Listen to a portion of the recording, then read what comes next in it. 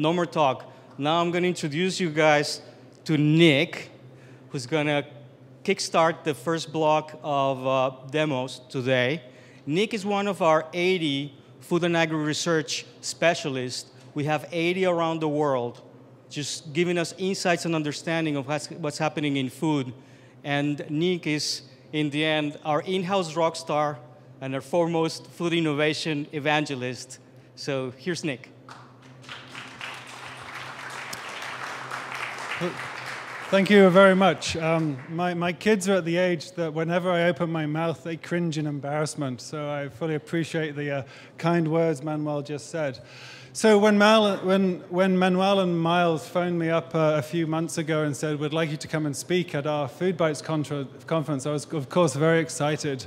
Not least because it means I get to escape the Arctic weather in New York that we're all suffering under, and I'm sure you've heard about it. But when he mentioned also that he was going to host the event in a winery and not some god-awful hotel conference room without any windows, then I wanted to jump on the flight there and then. So I'm in the research group. In Rabobank, we don't do the buy-side equity analyst type research that you may be familiar with on Wall Street. You know, the type of guys that like to deliver verdicts on publicly traded companies. And we don't do any of that. We're much more of the kind of, how can I put it, big picture perspective types of guys. And those of you unfamiliar with Rabobank, well, I guess the big take-home for you all really is that we're very passionate about food and agriculture. In fact, outside of the homeland of Holland, that's all we invest in. It's all we can invest in. So from farm to fork, from corn to cornflakes, seed companies to supermarkets, this is the space we invest in. I think we try and stretch the barriers sometimes. Is Bram here? Bram, you want to raise your hand? This guy managed to do an investment in silverware, I believe.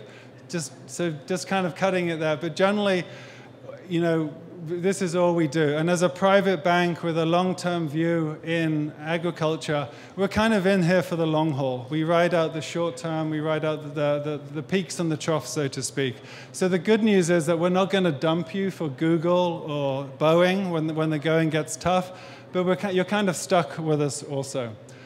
So time is short. I just wanted to really talk to you about three things or three insights that are based around a conference I attended last week in Florida, which kind of nicely ties in with a note we put out last month on the popcorn industry called the Popcorn Transformation, really charting the progress of the incredible turnaround in the popcorn industry, which is now approaching $1 billion in ready-to-eat popcorn. Quite something, really.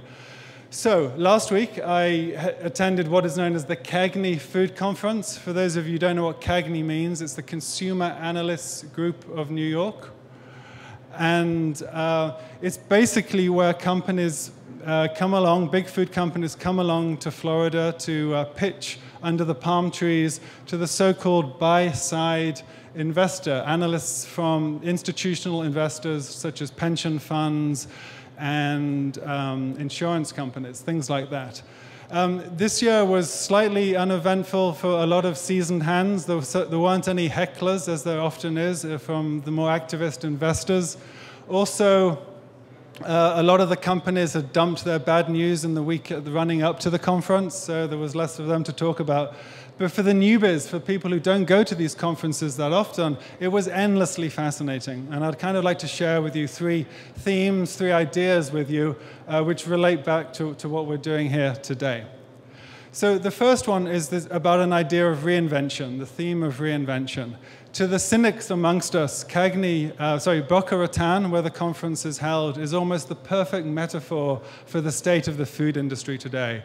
It's a town full of retirees, past their peak productivity, looking to spend their golden years in the sun, you know, having an easy life. But here at Rabobank, we don't hold to such negative views of what's going on in food.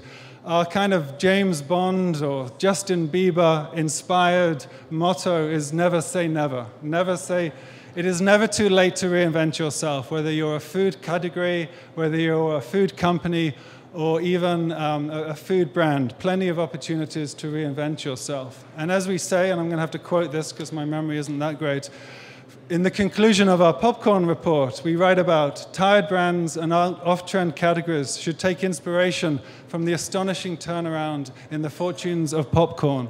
What was once considered junk and unhealthy has been transformed into something millennial-friendly, cool, and healthy. And there are lots of other examples out there. When you look at what's happened to the coffee industry with the K-Cups, when you look that people are returning to the frozen food aisle, which they had abandoned en masse, when they're going back to frozen food to look for their gluten-free products, or their frozen fruit that they now use in smoothies.